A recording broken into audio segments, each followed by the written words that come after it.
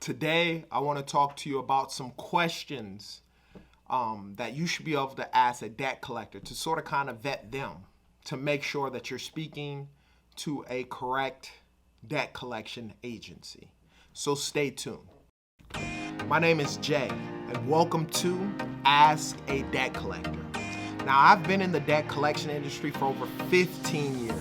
I've done it all, from skip tracing to collecting to management, and I've owned 2 debt collection agencies. For the past 8 years, I've been the go-to guy for friends and family for questions regarding debt and credit, and now I want to be that person for you. If you have any questions, put them down in the comment section. I promise I'll answer those questions. Let's go. If you haven't had the time, be sure to like and subscribe to this YouTube channel as it helps the YouTube channel to grow. Establishing who you're dealing with when it comes to a debt collection agency is very vital before you make any arrangement, before you make anything with regards to payment or even admitting that the debt is yours. You know, it's very key that you're able to ask these 7 questions. But understand, in order to ask these questions, a lot of times as a debtor, when you get a consumer on the phone, a lot of times if the debtor doesn't want to verify who they are, and typically, just the last 4 of the social will help. We're not asking for the full social, just asking for the last 4 of the social to make sure we're speaking to the correct person. The reason why we have to do that is there's a thing called third-party disclosure. I've been in the business for a while. I've seen where consumers won't give that information. A debt collector will start spewing out the information with regards to the debt. Come to find out it was a cousin, a mother, or a father of the consumer. And then next thing you know, they can get you for third-party disclosure. That's a violation of the FDCPA regulations. You're not supposed to disclose to a third party anybody outside of the debtor itself. So if you can very much verify those last 4 socials so that they can know that they're speaking to the correct person and get that out of the way so that there's not a standoff, and then you should be able to ask these types of questions. So let's get into them. After you've established who you are as a consumer, this is not admitting to the debt, but it's just establishing who you are, and so that way they can, as a debt collector, can say, okay, well, the information with regards to the account that we have on file does match you, so they can disclose the matter. But number one of the things you want to do is establish identity of who you are. You want to be able to ask them who they represent, what is your direct telephone number, and what is the address. This way, right off the bat, after you verify who you are, you let them know, hey, no, we're not talking about the debt. I need to establish who you are. Ask them these questions.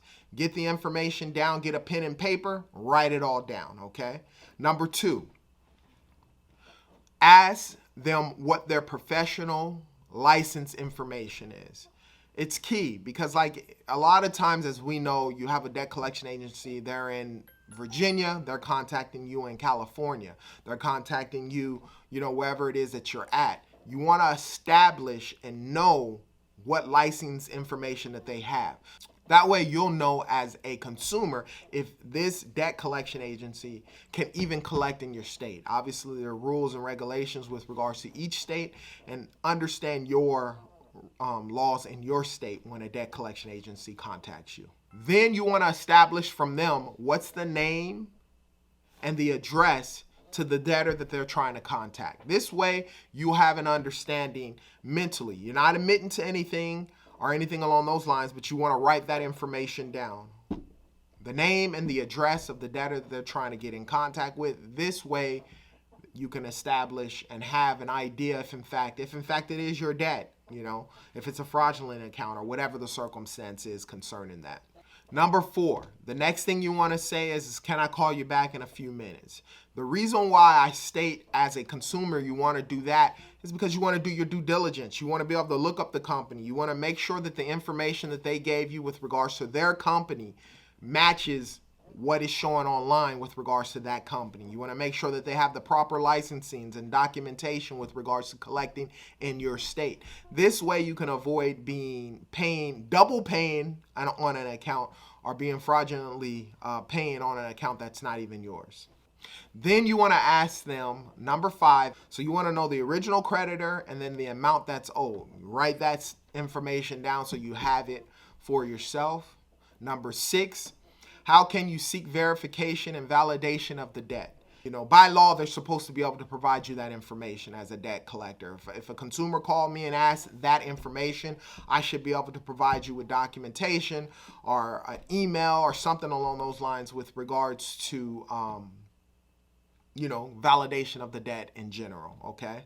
And number 7, the last and final thing when you're talking to a debtor is you should be able to ask them, how can I dispute the debt, right? And with that question, same situation by law as a debt collector, as a debt collection company, you should be able to provide that information to the consumer so that way you can feel comfortable with regards to it. Now, the reality is this. If you go through these questions, you ask this debt collector this information, and he's having a problem with any of these 7 questions, then I wouldn't pay him. If they can't verify the information, they can't give you information with regards to the debt, they don't want to give you their address, which is a big red flag, I wouldn't pay them. If they can't answer these questions and give you information with regards to the debt itself and who's collecting on it and all that information, then I wouldn't pay it. Because a lot of times what happens in the debt collection world is some companies out there, they're fraudulently, they'll get a copy or a hold of social security numbers as well as your first and last name as a consumer, and then the debt itself. They would know like the type of debt, like a Capital One credit card, but they won't be able to give detailed information, and they'll collect on that. And what happens is you end up paying just knowing, because you as a consumer knew you owed it, you end up paying that account, and then next thing you know, 4 or 5, 6 months later, another company's contacting you saying you owe on the same account. So if they can't give you that information, red flags, I wouldn't pay them. Now, if you have any questions regarding debt or credit, put them down in the comment section. If you're dealing with the debt collection agency and you need a little bit of help with regards to verifying the company, put that information down in the comment section. As soon as I'm available, I'll answer those questions. And as always, you be great.